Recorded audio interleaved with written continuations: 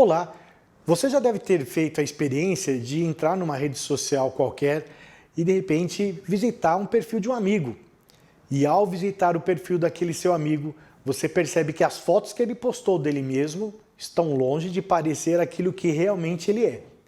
Ele usou filtro, maquiagem, utilizou Photoshop, programa de computador para poder ficar às vezes mais magro, mais forte, mais moreno, com o seu cabelo diferente, com a sua sumir eventualmente com alguma imperfeição da pele, né? Enfim, e às vezes se usa esse subterfúgio.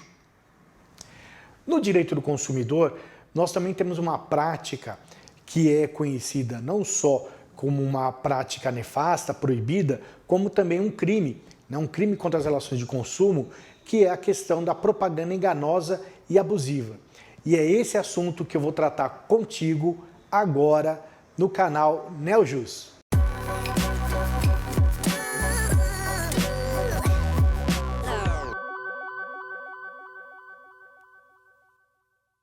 Pois bem, nós vivemos numa sociedade de consumo. E quando nós observamos, por exemplo, a Carta Magna, né, a nossa Constituição Federal, que na pirâmide ali da hierarquia das disciplinas, ela está no topo, é a primeira que tem que ser observada, ela diz que a República Federativa do Brasil, ela tem como fundamento, e vai lá no artigo 1º, inciso 4º, a livre iniciativa. A livre iniciativa, quando nós consultamos o artigo 170 desse mesmo documento constitucional, da Constituição, ele diz para nós que a ordem econômica, que é fundada nessa livre iniciativa, né, e na valorização do trabalho, ela deve observar ali no inciso 5º, os direitos do consumidor. E na Lei 8.078 de 90, ou seja, o Código de Proteção e Defesa do Consumidor, para os mais íntimos, o CDC, nós encontramos um sistema de freios e contrapesos para o exercício desta atividade econômica, né, consumerista. Muito embora vocês vão perceber que em 2019, por exemplo, nós tivemos o advento de uma legislação, de uma lei que trabalha sobre a liberdade econômica, né? Esta legislação, ela traz ali, dentre outras prerrogativas, que é a Lei 13.874, questões ligadas ao desenvolvimento de atividades empresariais junto à sociedade. Mas o que eu estou querendo dizer para você? Eu estou querendo dizer para você o seguinte, que muito embora nós vivamos hoje em meio a uma sociedade consumerista, né, nós vivemos hoje num regime capitalista, isso não quer dizer que o céu é o limite, que eu possa fazer qualquer coisa. Então, nós temos regras, nós temos limites impostos pela lei para a proteção dos consumidores. Mas quando eu sou considerado um consumidor? O Código de Defesa do Consumidor vai estabelecer, em linhas gerais, tá, 3 momentos para que eu possa ser considerado consumidor. Uma primeira hipótese está no artigo 2º, que diz que o consumidor é o destinatário final, é a pessoa que está usando, por exemplo, não necessariamente a que comprou, mas pode ser a que ganhou, ou pode ser aquele camarada que está dirigindo um carro emprestado do amigo, o carro, por exemplo, perdeu o freio, né? Ele, se acontece um acidente, ele ali estava utilizando um produto colocado no mercado de consumo por uma montadora, por uma empresa, né? E pode ser tido como consumidor. Nós temos também o artigo 17, que trabalha as vítimas de um acidente de consumo, que é o consumidor bystander. Então, nesse sentido, nós tivemos um episódio lamentável em que uma pessoa, uma mulher grávida, estava num TP, num telefone público, num orelhão, fazendo uma ligação, quando passava um avião que despregou a porta da fuselagem e acertou essa mulher no orelhão. Essa mulher não comprou passagem, não estava na aeronave, nunca tinha andado de avião, mas ela pôde utilizar todas as prerrogativas da Lei 8.078 de 90, o Código de Defesa do Consumidor, para poder ter uma indenização. E uma última disposição que nós temos definindo quem é consumidor está no artigo 29, que é o chamado consumidor exposto, o consumidor exposto a práticas comerciais.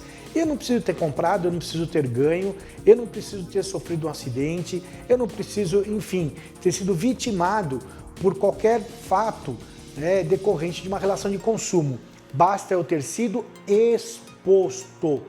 Então, é nesse sentido que nós vamos falar agora sobre propaganda e publicidade comercial. Aliás, acepções essa que a Constituição Federal não faz distinção.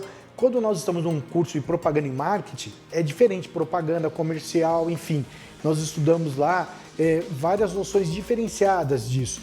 Mas aqui, em termos gerais, a Constituição, ela unificou a nomenclatura. Então, você falando comercial, você falando propaganda, você falando publicidade, você está tratando exatamente do mesmo assunto.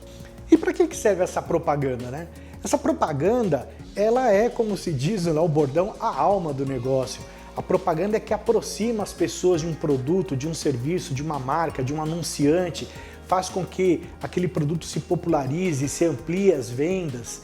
Então, a propaganda realmente é um elemento que procura destacar aquele produto para que ele seja conhecido. E aí, meus caros, nós estamos hoje diante de um segmento, esse segmento da propaganda, que estuda muito o comportamento humano. Nesse sentido, eu quero passar para você uma pesquisa que foi feita há alguns anos atrás, no qual se levou em consideração o comportamento e as opções, né, em escala prioritária, numa escala axiológica de valores, valorativa, da população adulta e da população jovem. Foram feitas várias perguntas lúdicas, um questionário lúdico, falando do dia a dia, perguntando questões habituais, por exemplo, você prefere ir para a praia ou ir para o interior? Você prefere sair com os amigos ou prefere ir num show sozinho? Enfim, e aí começava a se levantar, atrás desses questionamentos, valores.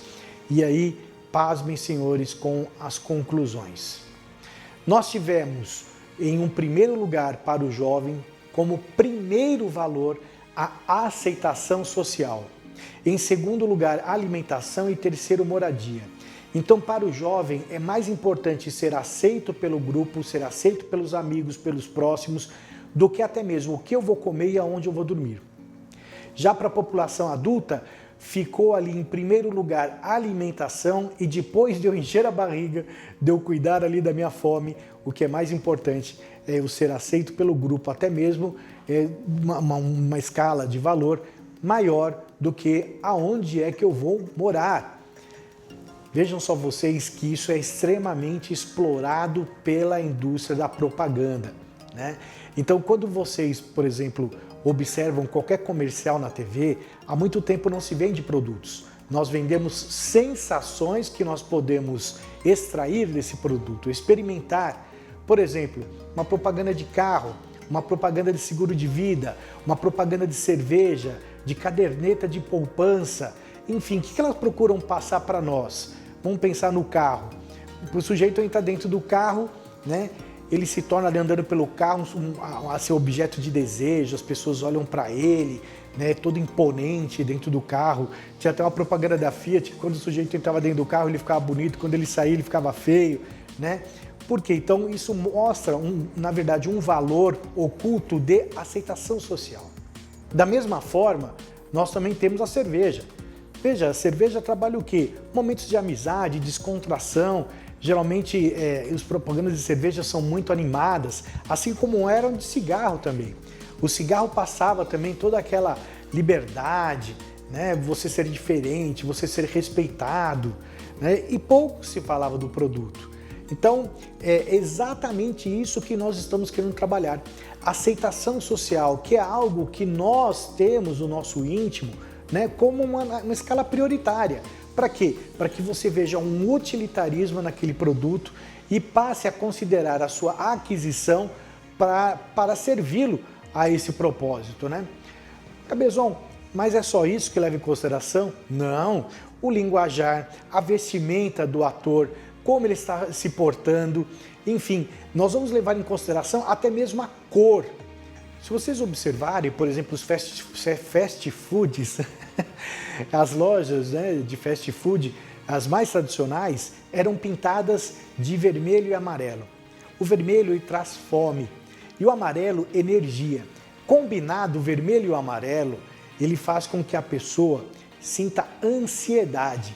Então, por exemplo, por que os fast foods eram pintados de vermelho e amarelo? Hoje só sobraram os logos, né? Vocês olharam as principais empresas que nós temos que comercializa Fast food está o logo lá vermelho e amarelo, porque justamente era para que a pessoa entrasse, consumisse e fosse embora. Porém, começou a mudar esse conceito. As lojas de fast food já não estão tão fast assim, estão mais food, né? Então, tá um stay food. Eles começaram a pintar as lojas de creme, cor terra, azul. Por quê? Começaram a oferecer também outros serviços de cybercafé, café da manhã, locais em que as pessoas possam também se confraternizar. Nesse sentido, não é interessante que haja, né, uma situação como essa, a pessoa querer sair rapidamente. Nesse sentido, então, nós vemos que a técnica do anúncio envolve muitas vezes nuances imperceptíveis a olho nu, mas que causa uma acomodação, né, causa ali para a pessoa que está assistindo um conforto e uma identificação com aquela marca. Mas não é só isso, vejam as nomenclaturas, as confusões que fazem com light e diet. Né? Por exemplo, um refrigerante, a Coca-Cola, que é um refrigerante bem popularizado. Qual a diferença entre uma Coca Light, uma Coca Zero, uma Coca Light Plus? Você vai ao mercado e você vê um shampoo para cabelo normal. Existe cabelo anormal? Aí tem lá, shampoo para cabelos rebeldes, né? Meu Deus, então eu fico pensando, meu cabelo hoje está meio rebelde, o cabelo está meio rebelde. Enfim, olha só o linguajar, mas são essas questões que eu quero chamar a sua atenção e para que você observe, por exemplo, na propaganda, você já deve ter visto, você coloca o canal da TV lá, o volume da TV no canal X, então eu coloquei no volume 13, 14, 15, sei lá, né? Quando entra o comercial, o volume sobe sozinho. Por quê? Para que você ouça. Isso é proposital, isso não é sem querer. Na propaganda o volume sobe, começa o filme, começa o programa, o volume baixa. Então, todas essas técnicas, né, são muito conhecidas de quem mexe, quem lida, quem trabalha nesse segmento. E aí, quando nós falamos nessas informações, né, que estão lá na oferta, na propaganda, é importante lembrar que o artigo 30 do CDC diz para nós que elas já passam a integrar a negociação que você faz na busca de aquisição daquele produto. Vejamos o que diz o artigo 30. Toda informação ou publicidade suficientemente precisa, veiculada por qualquer forma ou meio de comunicação, com relação a produtos e serviços apresentados, obriga o fornecedor que a fizer veicular ou dela se utilizar e integra o contrato que vier a ser celebrado. Nesse sentido, você pode perceber que essas informações que fazem parte já da propaganda integram sim o contrato a ser celebrado. E muitas vezes é importante que nós guardemos esses folders, propagandas, enfim, para que eventualmente numa ação indenizatória, ao nós invocarmos o nosso direito, nós possamos alicerçar o nosso pedido mostrando, olha, seu juiz, olha como que esse sujeito ele fazia propaganda na TV. Mas nós temos que lembrar também que não é só o que está escrito, né? A forma como eu vejo, a nossa população, 40% da população brasileira é analfabeta funcional, mal sabe fazer as 4 operações matemáticas, desenha o próprio nome. Como é que fica então o princípio da informação, da oferta para pessoas que não sabem nem ler um folheto? Se já é pequeno para nós, aquelas linhas ali minúsculas que a gente encontra no comercial, né, que às vezes passam numa fração de segundo, né? Imagina para uma pessoa que não sabe ler direito. Eu lembro da minha avó, minha querida avó Joana, que nesse momento está lá no paraíso, ao lado do meu pai, ao lado do nosso Criador, e tinha um limpador de fogão que ele vinha num tubo vermelho, parecido um tubo de ketchup. E a minha avó pegava aquele limpador de fogão e guardava na geladeira. E eu pegava o tubo de fogão, o tubo, né, do limpador e falava, vó, né, minha avó tinha problema de audição, vó, isso aqui é para limpar fogão, não pode guardar na geladeira, não põe no pão não, hein, vó? E como eu sempre fui muito brincalhão, ela ficava, ela me chamava de Geraldo, que é o nome do meu tio, né? Então, aliás, um abração pro meu tio Geraldo, minha tia Olga, para todo mundo aí. Daí ela falava, Gerardo, né? Ela pensava que eu tava brincando. E eu tinha que esconder. Aí ela ficava revoltada, perguntou pra minha mãe, onde é que tá, Ana Maria? Cadê o tubo do ketchup que tava na geladeira, né? E não era o ketchup, era o limpador do fogão que ela guardava na geladeira. Enfim, vejam só então que uma embalagem de veneno de rato, por exemplo, ela tem que ser feia. Eu não posso colocar um rato bonitinho. Por quê? Porque esta comunicação ela já advém daquele dever de informação do fornecedor, que muitas vezes não é só escrito não, tem que ser visual também. Mas voltemos aqui então ao nosso assunto. O artigo 37 do Código de Defesa do Consumidor diz o que é propaganda enganosa e o que é propaganda abusiva. Vejamos. É proibida toda publicidade enganosa ou abusiva. No seu parágrafo 1º nós temos: é enganosa qualquer modalidade de informação ou comunicação de caráter publicitário inteira ou parcialmente falsa, ou por qualquer outro modo, mesmo por omissão, ou seja, quando eu não falo nada, capaz de induzir em erro o consumidor a respeito da natureza, características, qualidade, quantidade, propriedades, origem, preço e quaisquer outros dados sobre produtos e serviços. Vejam que a publicidade enganosa, ela engana, ela mente. Então, ou ela omite, porque existe essa enganosidade por omissão. Então, eu vou vender um celular que não pega no Brasil, não tem frequência para ele. E eu falo que o celular é ótimo, eu falo um monte de coisa, o celular realmente é maravilhoso, mas não funciona aqui. E eu não falo isso, que é extremamente importante. Eu estou enganando, estou mentindo. Eu falo que tem uma serventia XYZ e não é verdade. Vejamos agora o que é uma publicidade ou propaganda ou comercial abusivo. Parágrafo 2º. É abusiva, dentre outras, a publicidade discriminatória de qualquer natureza, que incite a violência, explore o medo ou a superstição, se aproveite da deficiência de julgamento e experiência da criança, desrespeita valores ambientais ou que seja capaz de induzir o consumidor a se comportar de forma prejudicial ou perigosa à sua saúde ou segurança. Nesse sentido, nós temos então que a propaganda abusiva abusa da confiança do consumidor. Ela mente, ela engana, ela distorce, né? Então, por exemplo, eu começo a passar uma propaganda de alarme e coloco um comercial terrorista dizendo que as pessoas estão sendo sequestradas, que aí a pessoa tomou um tiro ou morreu, a família no velório, e eu mostro que se ela tivesse alarme em casa isso não teria acontecido.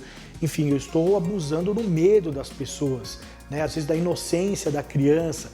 Existia um comercial que foi retirado do ar em que uma apresentadora famosa falava: sandalinha da fulana, se a sua mãe não comprar, faça como eu, grite. Você imagina o que isso repercutia dentro de casa.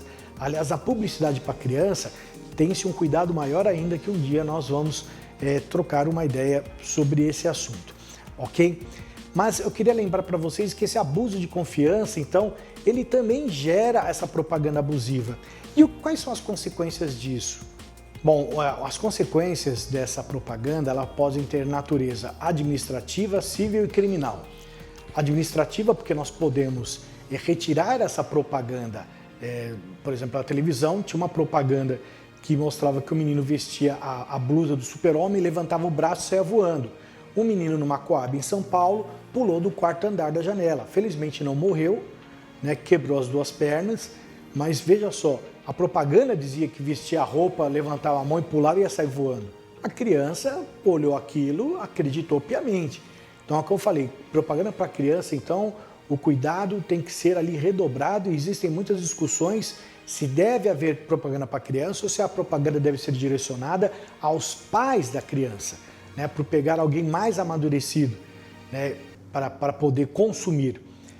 Porém, tem essa natureza administrativa, tem a natureza civil, eventualmente indenizatória, tá, para a pessoa que teve algum malefício, como a mãe dessa criança, por exemplo. E temos as questões penais, que são tratadas na Lei 8.137, que fala dos crimes contra a relação de consumo. Vejamos para nós o que ela diz. Artigo 7º, inciso 7º. É crime contra as relações de consumo induzir o consumidor ou usuário a erro por via de indicação, afirmação falsa ou enganosa sobre a natureza, qualidade de bem ou serviço, utilizando-se de qualquer meio, inclusive a veiculação ou divulgação publicitária. Importante dizer que existem exceções que o consumidor tem que ficar atento. São, na verdade, poucas, mas existem. Quando nós, por exemplo, observamos a questão da telefonia, você compra um plano de 150 mega, né, de velocidade. A Anatel, ela diz que a operadora que entrega esse serviço, ela na hora da medição, ela tem que ter ali no mínimo 40%. E ela tem que ter até no final do mês 80% do que foi prometido. Quer dizer, se a medição se dava de madrugada, quando está todo mundo dormindo, em tese ela está atendendo. É por isso que nos momentos de congestionamento, né, por que tem determinadas empresas que não são multadas? Porque elas se valem justamente deste subterfúgio. Então, tomem muito cuidado com isso. São poucas situações, mas vale a pena atentar. Por fim, onde que eu reclamo, Cabezon? Bom, você pode reclamar administrativamente, sem custo, junto ao órgão que trata da regulamentação do meio publicitário, que é o Conselho de Autorregulamentação Publicitária, né, o Conselho Nacional, que é o CONAR. Esse CONAR tem um site que eu estou colocando para você aqui embaixo, que você pode ingressar, ou você pode também ir numa delegacia de polícia, quando se trata de um crime contra as relações de consumo, e também pode, se quiser, cumulativamente, ingressar com uma ação no Poder Judiciário, por exemplo, nas pequenas causas, né? Então, eu espero que você tenha gostado desse vídeo, tá? E não deixe de acompanhar as nossas atualizações que estão sendo colocadas aqui no canal NeoJus. NeoJus, as atualidades do direito você encontra aqui.